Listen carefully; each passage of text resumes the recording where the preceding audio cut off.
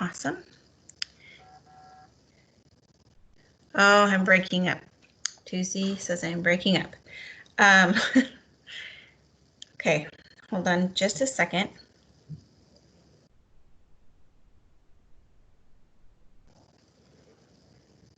Okay.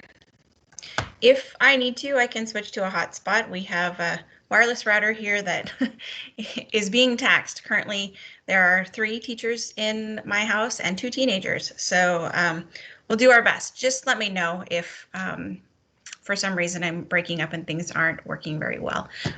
For those of you who don't know me, my name is Rebecca Weinkoop. I'm the librarian at Robert Eaglestaff Middle School. And today we're going to talk about the use of Canva.com. It's a web tool for graphic design. I'm going to just show kind of the basics of what exists on the app, talk a little bit about what's available to educators, and then give you kind of a tour of the website and I'm going to do the website today, but there's also an app that has the same pieces. So I'm going to go ahead and share my screen just to get us started.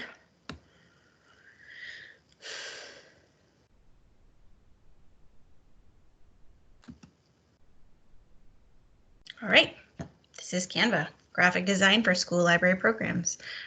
For those of you who don't know, our library is on both Instagram and Twitter at Eaglestaff LIB, and I am, of course, always available via email. One of the first things that I wanted to point out is that there is now free educational access on Canva Pro. Canva Pro actually gives you access to their library of images and templates that you would have to pay for otherwise. And so, but one of the things they require you to do is that when you sign up for Canva Pro for teachers, you have to go to canva.com/education, and it is actually going to ask you for proof of employment, and they give you a couple of options for how you would prove, you're an employee. I ended up just taking a screenshot of one of my pay stubs from ESS and just dropped that into my application. I did first apply a couple of months ago, and I had already been using Canva, and it took them a little while to convert my account to the free educators account, but it just kind of happened in the middle of the night one day, and I logged in and all of a sudden everything looked a little bit differently. So you can, even if you apply for the education program, you can sign up for a free account and get started as long as you're using your school email. When you apply for your education account, this will actually just convert over. I know some of you have gotten emails following an application, but there is a little bit of a delay, and there's a lot of interest in this right now. Make sure you do take a few minutes to do that if you haven't done that already.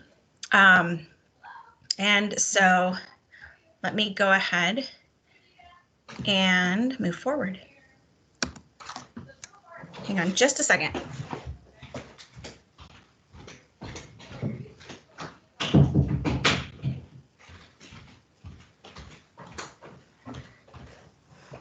I apologize. I am actually sharing my house with lots of adults who are all trying to do things at the same time. This is the dashboard. I'm going to just really quickly go through a couple of slides to get you kind of familiarized with the tool itself. I know it's a little weird to sometimes look at a slide of a working program, but there are a few options that we're going to go through, and I kind of will also be able to explain what we're not going to do today and why we won't do that. The first piece is, like, if you're ready to start, you can create a design. This is essentially a place that you can go to start from scratch and look through designs. The All of Your Designs link on the left-hand side allows you to go look at your library of things you've created. The keyword searching is super helpful, especially if you have a small idea and you're not sure what design direction you want to go. The search function is really helpful. And then something that has been added since mine was upgraded to an educator's account is the Design School. And the Design School actually gives you links to small courses. And those small courses are going to give you kind of one-on-one tutorials, video tutorials about how to use different aspects of Canva. The things that we're not going to cover today are the classwork, because the educator's account would allow you to use this with students. There is a team portion of this that when you share documents with folks, with other colleagues, then they become part of your team. We're not going to do apps, and we're not going to do the brand kit today. So just to give you a quick outline of what we are going to do and what we are not going to do. And the first thing is the blue button that we talked about, the create a design. And when you click on this create a design, it gives you this drop-down menu of a bunch of different options. Some of the more frequent that I've used to date include the posters, the cards, like a birthday card type card. Infographics I've used quite a bit. The menu, it's actually menus from different restaurants and things. I've actually used this both for a book tasting menu and also for my library schedules that I share out with teachers. I did this year, at the urging of a very persistent colleague who I adore, I designed business cards and ended up using their publishing option, and I had business cards published, and I've used the postcard function as well. The one thing to remember in Canva is that for the most part, if you're just starting out, the format that you choose isn't as important as the content. So even if you choose a card, for example, you could use that file type, that PDF or JPEG, in lots of different ways without being restricted by the shape, size, or content of whatever template is there. This is kind of a screenshot of some of the things that I've created, and I'll go into a little bit more detail about this in a few minutes. But under the all your designs, it's easily going to store your designs. One of the things that this does is it allows you to access designs that you've created in the past. It's a really easy way to share with colleagues or with your team. It's super easy to duplicate something you've already done and then go back and change in a copied format, change the information. For example, right in the center of this screen, you can see it says Robert Eaglestaff Middle School Library 1819, and there's photos and statistics. And so that's something that if I wanted to do one for this year, I could then go in, make a copy of this. I can keep the format, adjust the numbers and pictures, and I have an updated version of the infographic that I'd created the year before.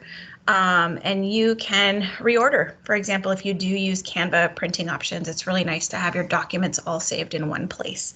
The only thing that I have used Canva printing options for to date is the business cards, and they were super fast. They're very high quality, and I've been very happy with that. The next item is using the search function to get started. And this is just a screenshot of kind of where I'm going to start when we actually get into the tool itself. But this morning I was thinking about our summer library hours. A lot of the graphic design that I do for promotion of our summer library hours, I use from Canva. And the last year it was llamas was our theme, and the year before it was donuts. And this year we're leaning towards tacos. And so I just used the search function to look and see. I just literally typed in the word tacos, and all of these templates popped up for me. And so it gave me a really great place to start to think about what I might do for the summer library promotion. And this is the design school I mentioned. It actually sounds. This is where you can go to learn about branding and social media mastery and graphic design basics, and even the Canva for Education. There's tutorials on that. So if you're thinking about it someday using this with your students, you could do that as well. This is the design view, just to give you a little bit of like navigational structure. You have your design board on the left-hand side. Allows you to insert photos or elements or text. You can use music, videos, and background depending upon what you're trying to design. You have a file name that you can choose. that is helpful in organizing things, and also when you're creating PDFs and JPEGs, especially if you're going to be putting them on a website where we need to remain ADA compliant. Having a very clear file name is very helpful. You can share. The button here allows you to share with other members in your team or with other folks via email. There is an option to download. When you're in the download function, it does ask you what format you'd like to download it in, and that's really helpful when you're considering where this might be going and how flexible you want to make it and how accessible you'd also like to make it. The image size, I'm on one of our district laptops, and so it sometimes feels like the images are really small, and I'm also, newly acquainting myself with reading glasses, and so I often am going in here and adjusting the image size so that I can see the smaller design elements better on my laptop. If you're on an iPad, for example, and you're using the app, this is really helpful because then it allows you to zoom way in on something and see and tinker with it a little bit better. It also helps when you're manipulating location to, if you zoom in, you get a little bit more specificity in that work. And then there's the help function. Never underestimate the power of a help button. It's been really helpful for me as I was trying to do specific things to try and think about what that might look like. So we're going to go ahead and get started. I'm really quickly going to exit out of this. I want to pause just for a moment though, because I want to just double check our chat and check in with you all so far. Nice llama, Tuesday, to check in and see where we are. I just want to review this. I normally have somebody moderate chat, and if there is anybody who's in today who wouldn't mind being a chat moderator, just allows you to speak up if someone has a question, and I can't see the chat while I'm displaying my screen. So if you're interested in being our chat moderator, it really is just an opportunity to allow me to move forward, but speak up when somebody has a question. So if you would be a moderator, please share that in the chat. It's not the end of the world, but it would be helpful. I am going to pause for just a second. Oh, Luke's happy. Thanks, Luke, for moderating our chat. That's super helpful. I appreciate that. So yeah, just Luke, go ahead and, if you see something, if you have a question, if somebody else has a question, just go ahead and pop into audio and let me know what's happening. Thanks so much for doing that. I'm going to go ahead and move. Thank you. Okay, so I'm going to go ahead really quickly and share my screen directly to. All right, so this is my, first I'm going to start here. This is the dashboard, basically where you would start. This is where we talked about all your designs, your potential templates and photos are here. You can do a search here. This is if you create on this design option here, it allows you to browse down and look at all the different kinds of things that are here. There are so many. I really, truly, even though I've been using Canva for a number of years, I have just scratched the surface. And I know that some of you are going to take on and just go running with this, and that's really exciting. I can't wait to see what you all do. I did start, actually, I'm going to go back real quick. I wanted to show you kind of some of the things I've used this for in the past. So if I click on all your designs, just to give you kind of a rundown of what I've used this for, certainly recently and maybe in the past, our book club that we're currently hosting online. I've been using that. I send these cards out when our kids do complete our Project Lit Challenge. This is the card that comes with the buttons they get. We have a daily read aloud schedule in our school where we're reading 180 books in 180 days. And this is the schedule I share with staff. These are the business cards that I created and then printed. I also have, you can see some of these are things I started to move through and I didn't continue. So I went ahead and deleted them, but super easy to go in and delete and clean things up. This is my library schedule for the year that I share with staff. This is an infographic. There's a couple here. These infographics were infographics we used a couple years ago when we were looking at funding inequities. You can use Canva to create icons or, logos. I used this soccer one here. We make buttons every year for our team at the end of the year, and I use Canva to design those. I also used it for library statistics. You can see there's a couple. I have one from all the way back. I was back at Daniel Bagley before it as Eagle Staff. There's my Bagley. And then I had just copied it here, and you can see this one here. This is from Eagle Staff. So it's essentially the exact same document, but it allows me to adjust it with new information and new photos. And a couple other things just like super catchy that I love to use this for. I use it for posters for our soccer tryouts. I use it to promote our currently our 180 books in 100 days, or our picture book pilot project. When we were moving from a fixed to a flexible schedule at Daniel Bagley, I was able to create a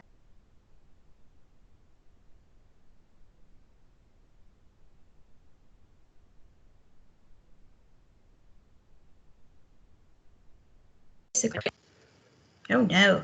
Okay. I'm back on. Not sure. I'm frozen. Okay. Hold on just a second. You're back, Rebecca. Oh, okay. I'm so sorry. We're so dependent upon the technology, and there's just, unfortunately, we're just going to have to power through. So I'm going to go back really quick and hop back in that. I'm going to kind of wrap this up pretty quick here, but just to kind of browse through and give you a couple of examples of other ways I've used this tool. I also use it for promotional materials. We did a Ravens Readers Read Your Resistance a couple years back, and I was printing these posters in color. We have a really nice color printer that staff can use on occasion, and so it does allow me to create some really eye-catching materials. One of the other things, though, that I did is for a while I was doing kind of a series on different online tools and providing posters for teachers in their rooms. And then all of my genres in my library, these are my genre posters that sit on top of every section. And I used Canva to design those posters for my genres.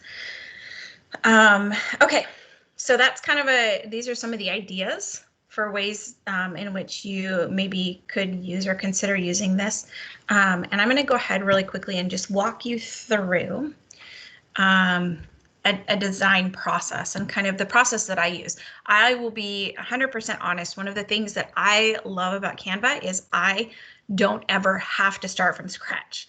I am somebody who is really great at seeing something that's been started and modifying that in a way that suits, the needs of what I'm trying to accomplish. So the first thing is that this was the first screen shot that I had shown you, where we talked about kind of the layout of the screen. And you can see that down in the corner here is the size. And that if I change this, for example, to 75%, it just zooms in closer. It just depends on what you're doing and what you might want. If you have a lot of detail, it really helps to zoom in and see that. Once you can see right now that up here on my toolbar, what's highlighted on my image, you can see this blue line is the background, and the background color is here. If I were to click on that, this is where I can go down and choose colors. It also allows you to use a color wheel to get more specific in the colors that you're trying to choose. One of the other things, if you click on the text, for example, right? You might see there's a box around Cinco de Mayo. There's a dotted line around the larger items. That's because this template has grouped this text. There's multiple blue boxes, and so I just can go up to ungroup. And when I do that, now I can see that each box is individual, and that gives me a little bit more flexibility. Some of the other things that exist once you click on text, for example, in a template is the font. And there are lots and lots and lots of fonts. And one of the things I'm very grateful for is that it actually shows you what the font is. You don't have to click on it to see what it looks like. If I click off of that, that will close. If I go back, font size, font color, you have some options as far as, the layout of your text, left, right, center, or justified. And you can use that. And then you have options for lists and spacing. You can adjust that, just like Word. It really, a lot of the elements to this are just like Word. It just sometimes requires like kind of tinkering with it to see that you have what you want. Once I have this, it's just really easy. I can go back, talk about a great book, right? If I wanted to change this, I need to go back in and get out of justified so that it all fits. And then I might also decide to make my box a little bigger so that my words fit on 2 lines. And then here I might, for example, come in and change this to summer library hours, and I can work on changing that. I can change colors, I can change text, whatever I want. If you do click on the image down here, you can see that there are some changes that you can make. If you really wanted to have brown lettuce, you could have brown lettuce, but that looks kind of gross. So we wouldn't do that. But it does give you some flexibility with most of the images to go in and adjust colors. You know, that could be really helpful if you changed maybe the background and all of a sudden you have a bright orange background and you need a darker green or whatever the case may be. It does also allow you to crop and flip the images as you have them here. One of the other things that it does do is it allows you to change front to back and back to front. So if you have something you want to sit on top of another, you can use that once you've clicked on it. If anybody's ever used Book Creator, the blue box is essentially identical as far as a design element, as long as the blue box identifies what it is you're working on, and then it allows you to go in and do that. If I wanted to add elements on the left-hand side, this is where you would add elements. One, if you want to just take a design, edit the text, move things around a little bit and save it, it's totally fine. Before I go any further, I'm going to save this to a great book. And so now that's my file name at this point. If I wanted to go in and add photos, you can search. One of the really great things about the Canva Ed is that so many more of their photos are available to you because they're offering this free to educators. If you're in a temporary account, then when you get to it, it's really hard. You end up sometimes paying for images if they're on the Canva Pro. But because we're educators, they have made the large majority of their library free to us. So you could insert a picture as a background. I could search, I don't know if there's tacos in here. Yeah, lots of tacos. So I could insert a taco if I really wanted to. Oh, there's burritos. You can see there's really great keyword recognition here. Elements could be things like emojis and icons and something as simple as lines. You can see, oddly enough, this is a strange place to be in our world today. There's a coronavirus section, but I would imagine that we are designing a lot of things to help educate and share information. You can add text. Rebecca? Yeah, go for it.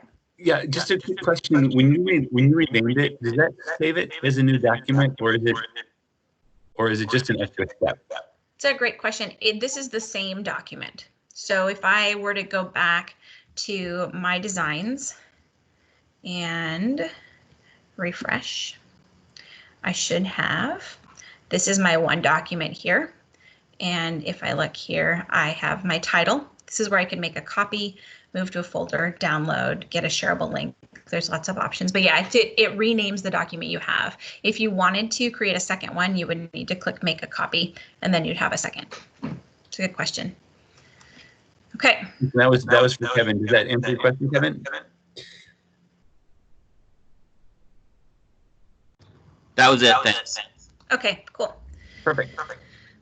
Thanks, Luke. Thanks, Kevin. The other thing, there's some things here that you, if you were going to add things, if you were creating promotional materials, for example, to post on Twitter or Instagram, you might be adding music as a background element. I haven't done these pieces yet. I haven't used it for videos at all.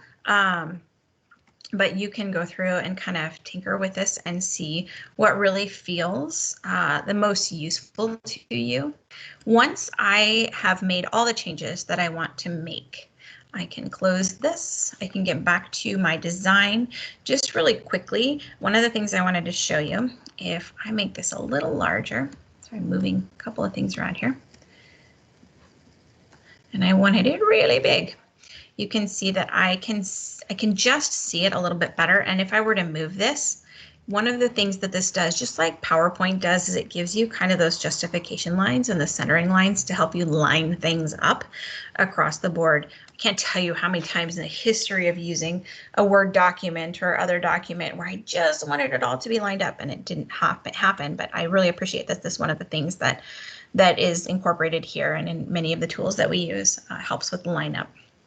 So if I was done with this document and I wanted to download it, the good news is you can download it as many times as you want. So if you realize that the name you gave the file isn't great, or you misspelled something, or you can't see it if you make it really big or really small and you need to change font size, it's really easy to come back in, open that document up, make the adjustments, and then, you know, for example, this join us for Cinco de Mayo, I might change to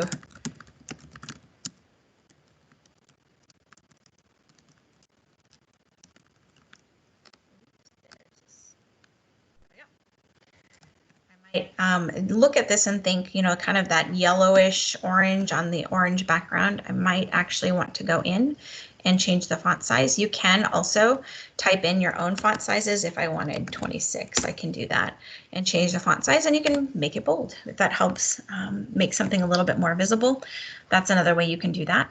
Now that I'm ready, you have a couple of options. If you want to share, right, here's where I can share this link if I wanted to. You can see that I've maybe shared stuff with Tuesday in the past. So I could send this invite and this would give her access to my document. You can change once you've done that. Maybe you just want to let them view it. Maybe you don't. I know initially the very first Summer Library Hours document I shared, in my documents it says the school that edited it had gone in and added their names, and so but you could switch this to Can View, and then that allows them to see it and make their own copy in their account if they choose to. So you have some options there as far as sharing is concerned. That was not me. My bad. No, it's totally fine, Stacia. It was something that I didn't realize would happen. I didn't realize how connected the sharing was until that happened. It's totally not a big deal, but I felt horrible. Oh, I didn't realize I'm so sorry. I'm like changing away, editing away. I like how discreet I was being, though. I didn't say anything. Yeah, it's true. I had to own it though. Okay. Once you know, the other thing you can do is you have these download options. I need to move my video screen real quick. We are not using Google Classrooms, but you could share a link. You could present this. You have Facebook and Twitter options here. When that's the drop-down menu. But you can, when you click on download, it gives you some suggestions, right? JPEG, PDF, PDF print, video, GIF, and animation. And so I generally, if I'm downloading, I download the PDF print. It's a higher quality image, and I prefer JPEGs. They are a little bit more flexible as in my experience, but you know what, use whatever works for you. You can see that they the file size of the JPEG is the biggest advantage. It's smaller, and in Schoology and on our websites, anytime you have a larger image, it can get a little grumpy. But generally, if you're using this for social media, for example, it's not hard to use an image in any size at this point. So once you do that, you could choose your file size. And then you can choose the quality. You can choose how big you want it to be, and then you can download that image. One of the things that I like when it does this, I don't know if you noticed that, but I'll show you in just a second. So now that I'm here, I could then go into save my Talk About a Great Book, choose the file I want to save it to, and save it. I can go back to continue editing. Maybe I realized something didn't work. I'm going to download this again. One of the things that I love about Canva, and it's a silly little teeny tiny thing, is that while you're waiting for download, they always provide a quote, and it's always inspirational or funny. And even though it's not that big, if I click download again, it says good design is good business, Thomas J. Watson. So you have like options or just a moment to pause while you're waiting for that download. And I appreciate that they put some fun quotes in there. At this point in time, I am wondering what would be helpful for you. I'm going to stop my screen share for just a second and drop back into our conversation. And I'm wondering what kinds of questions you have at this point, what you maybe would like me to show you while we are together. Any questions you might have about how Canva designs are used in maybe an Instagram or a Twitter post or on a website, Facebook, whatever is. If there are any questions you have, I'm open. I have a quick question. This is Luke. You mentioned earlier that if you share a document, they become a part of your team or something. And my audio and video is kind of jumpy. Would you mind reviewing that for me? Yeah, you bet. So I will really quickly. I see, before I do that, thanks Tuesday for joining. Let's see, that's Stacia who's leaving. I will make sure that once this is over, I share the recording of the session. Thanks, Wendy, for asking that. I will just send a follow-up email when we're all done. And once I've had a chance to just review the video and make sure it's not too terrible, but I'll include the PowerPoint presentation from this as well in that email. I am going to go back really quickly to here. And you asked about when you give control. And so I wanted to show you right down here, it has my team, right? And you can see that I've invited these folks. So these are some colleagues from my school. We were working on some things. So right here, if I hover over this and I click on it, it tells me that this is something that was shared with me by a colleague I worked with. When I click on people, this has changed slightly for me, but here you can see at the bottom, these are the folks that I've worked with in the past. Erin Philbeck's a teacher at our school, Stacia Bell and Tuesday Chambers, Mary Bannister, all librarians, a couple of teachers that I've worked with in my building as well. And you can see here, it's interesting, they have added them as students. This is all the conversion from my original account to now my teacher account. And so it's just a little bit interesting to see, for example, where they've gone and how they've chosen who was a student and who was a teacher. So it does give you some flexibility. This is also a great place. I know that Kelsey Klug at McClure is working on or in the middle of designing a lesson with an 8th grade class where they're going to be using Adobe Spark to design book covers. This is another place that you could do that. The one thing, let me just really quickly check something because I forgot to do it before we started. I don't know at this point in time until I look. I want to go in and check software and see if, oops, back. Whoa. Hang on just a second. Reviewed software list. I want to look and see if Canva is approved. It's not currently on the approved list as far as using this with students. That is something I will commit to you all that I will do this afternoon, is submit a tech ticket to have this software reviewed for approval with use with students. The fact that it's available now for us as teachers and potentially in collaboration with classroom teachers, I think is a really powerful tool for students to use. I showed this to my now 14-year-old daughter about a year ago, and one of the first things that she designed was an infographic for our principal about why we should have a bring your own device policy and how we could teach students to use their device at school. The second thing she used it for was she had taken classes at Seattle Children's to be babysitter certified, and she made herself some really sweet looking business cards as a babysitter. So it was super easy for her to use once I showed her where it was. Mostly students, certainly middle school, later elementary and higher, are going to get in and just knock it out of the park because it's so user friendly. I'm going to come back to our chat, see what we've got.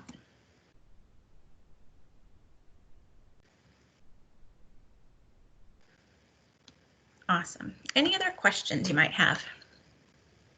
Sorry, I'm being a little obtuse about this, but your team is part of your options on the left side now that you have the free Educator Pro account. Is that right? Correct.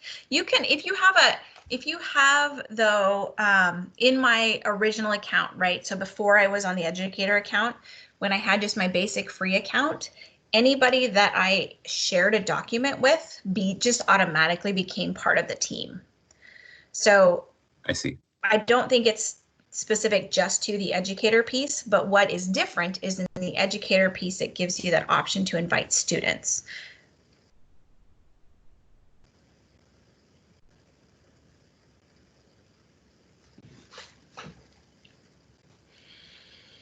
What other questions might there be?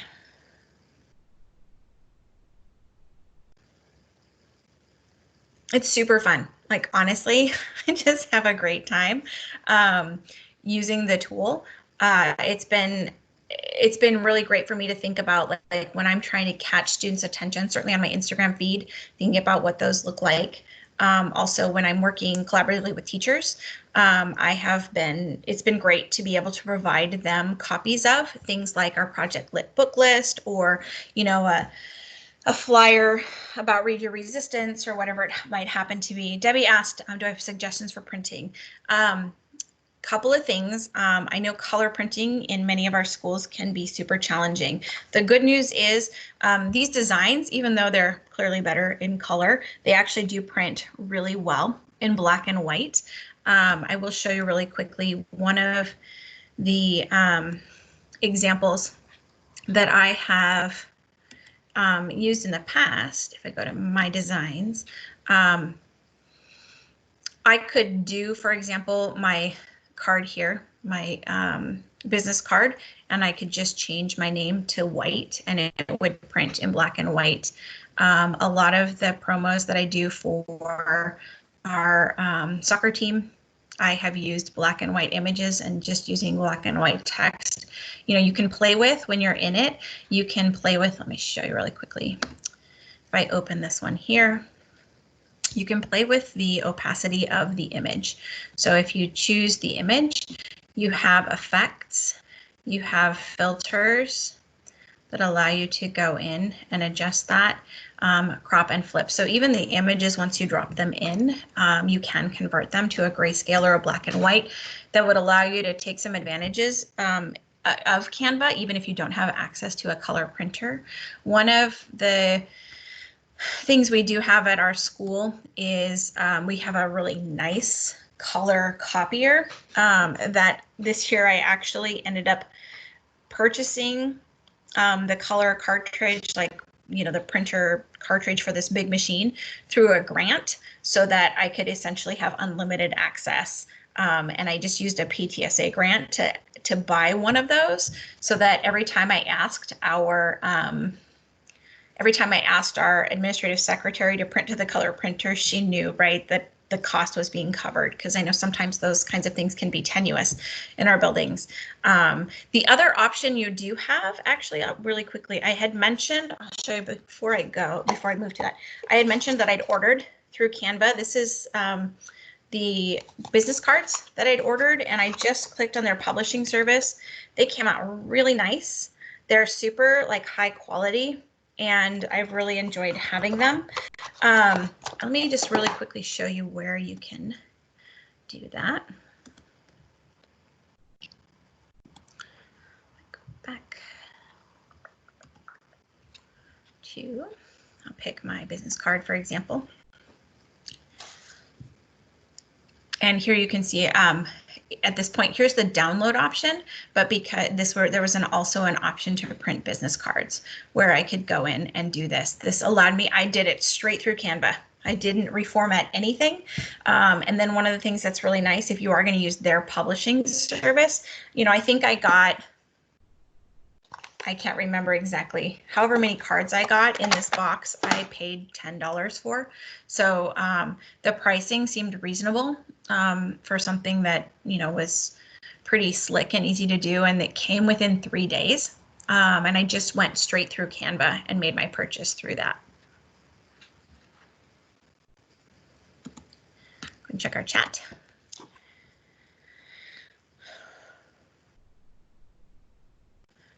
Yes, you can use the upload function for sure. I've used a lot of images. One of the things that, you're welcome, Tracy, thank you. One of the things that's super awesome about using this tool is if I go into my photos, you can see they give you stock photos here, but then you also have options to upload photos. It's interesting. I'm not seeing the upload option right now. Where did it go? I might have to figure out where it went.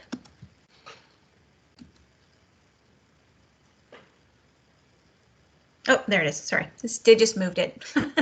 It's in a little bit different spot than where I'd used it before. So you can just go through and you can see that these are all the photos that I've uploaded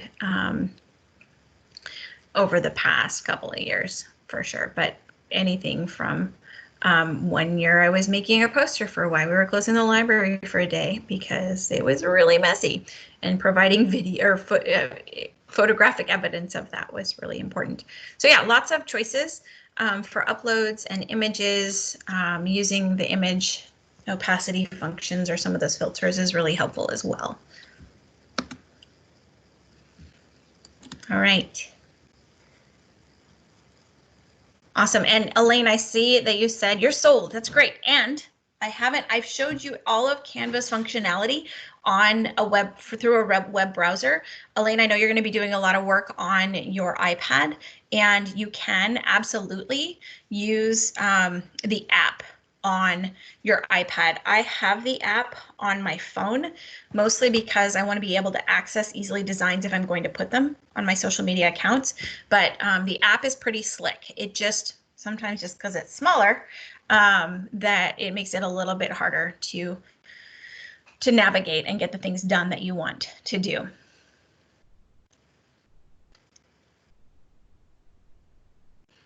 All right, it looks like many of you have second meetings. I also have an 11 o'clock meeting, but I'm happy to stay on for a few minutes for anybody who wants to stay and maybe has individual questions. I can do that for about 10 minutes. If not, you are welcome to just, take a little break, grab a cup of coffee before your next meeting or class. And don't hesitate to reach out to me if you have questions as we move forward, and I will send a follow-up email this afternoon, hopefully with the video and the PowerPoint. Thanks so much. Thank you so much, Rebecca. You're welcome. Thanks, Lane.